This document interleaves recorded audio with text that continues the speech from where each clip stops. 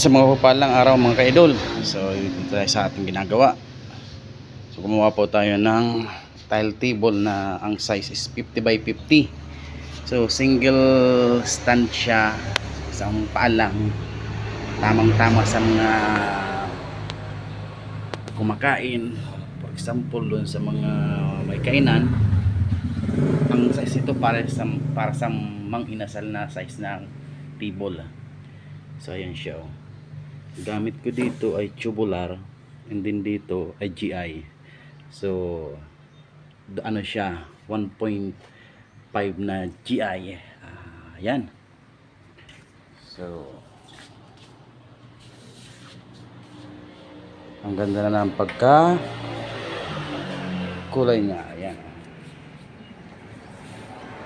Simple lamang siya. So ito din naman, gamit ko ay angle